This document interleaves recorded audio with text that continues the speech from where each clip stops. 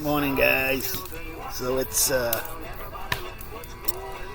Tuesday, September 2nd, 2025 here at Rusty, Rhode Island. Been out here about 2 hours. This is probably going to be the last of the wood I'll put on now. It's a foggy morning. Trees are all dripping, so it's a good day to burn off some of this old wood and get rid of it. I was out since 4 this morning. It's about 6 now.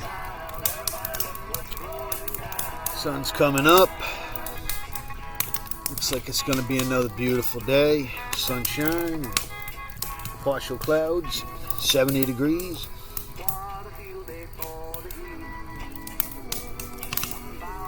I've lived in several parts of the country, and I think weather-wise, this is where I prefer to be. And that's why I feel comfortable in this area. Doesn't get too hot, doesn't get too cold. We seem to be saved by the ocean as far as the extreme cold weather. Occasionally we'll get a nor'easter, but for the most part, it's pretty good here. Progressive Commercial Insurance offers affordable small...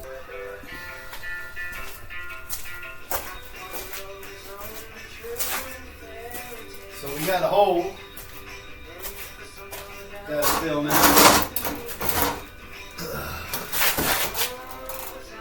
Cheers. So you might know that these trucks had like a whole stack of springs. I took out all but 3 springs to soften the ride. That's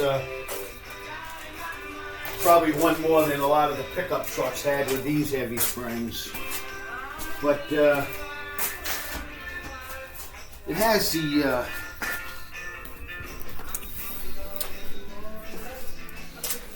it had airbags on this to level the camper.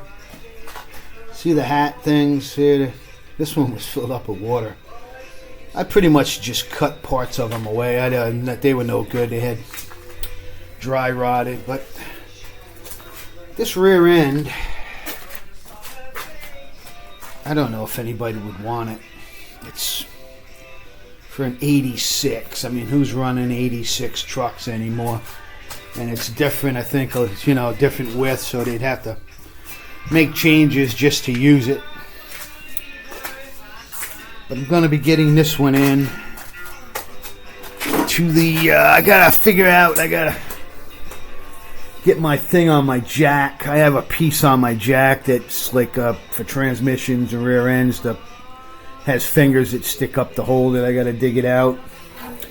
And then I could put this on the jack, get it up underneath and push it up into place. You can see the unibody is made right to like it has a frame. You can see it looks like it has a frame rail, but the bodies are welded right to it. And I've seen guys that have taken even 57 Chevys and turned them into unibodies like that. And I think the advantage is you can't really see it, but when you go over, like if you come out of a parking lot and you're coming downhill and then you're going flat, when you make that turn, the body kind of flexes in the joints. And if you actually could monitor it, you'd see that the door jams kind of move and stuff. And, the old car's held together there. They roofs put on with lead and stuff. But, it's interesting how the unibody stiffens that up enough so that the suspension, can control that. I'm up early. Got one more surprise for you. So, I told you guys that I banged on 3 of the doors and got those windows working. Well, guess what? Now I got... let me see if I can get Guess what I had to do to that motor? Give it the old Fonzie tap. I banged on it. I had to take the rear panel off anyway because I had to get to the hydraulic motor on that. I mean the hydraulic cylinder on that side. I could smell hydraulic fluid on the floor underneath it, and now I'm seeing that the cylinder is weeping. Procedure to put the top up. A, put the emergency brake on. B, unlatch up above. And then hit the button. Rear of the motor got a little air in it, the hydraulic still. So that goes down just fine now. And then it comes right back up.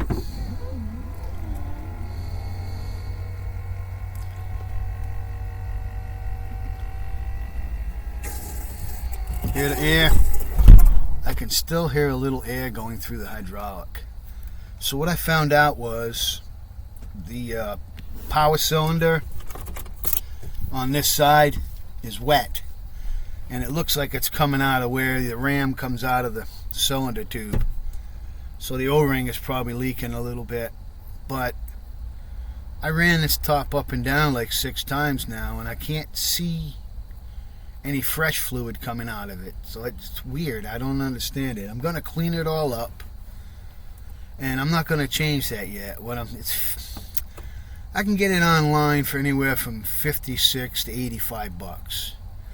But I got some of that power steering, stop leak stuff, and I'm going to put that in there and run it up and down a few times and see if it don't fix the seal first before I spend the money and have to go through all the hassle of changing that. I got it pretty. I mean, you got to change the hydraulic hose. You're going to get fluid on the floor. You got to protect the carpet and everything. It's, you know what I'm saying. You're dealing with hydraulic oil inside of an automobile, so you got to be extra careful.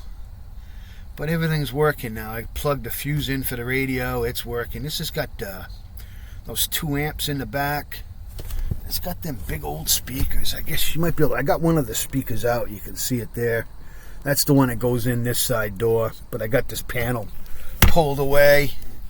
And I'm still going to pull that other panel because I haven't even put the oil on the top, and it's already working great. But I want to make sure I put a little oil on there while I'm thinking about it. I got to go down to the hardware store and get some 3-in-1 oil. And because I'm out, my can is empty in there. I used it all oiling up bolts when I would use it to pre-lube all the bolts on the truck before I took it apart. 48. It's amazing. Like this little Mustang. Hanlon says, you want that car. I've owned a few Mustangs in my life. My favorite was a 74 hatchback. It had the same engine, the V6, but it was the one that made all the ticking noise. And when I went to the dealer must have thought he was getting over on me because even he didn't know. And the only reason I knew was because A, I worked as a mechanic, and B, I used to read Popular Mechanics, and there was a big thing about that German engine. So I remember reading it was a solid lift cam. It was a V6 that put out horsepower like a V8. So, out from Worcester, Rhode Island, guys. Hope you're enjoying your Tuesday. I'm having a blast so far.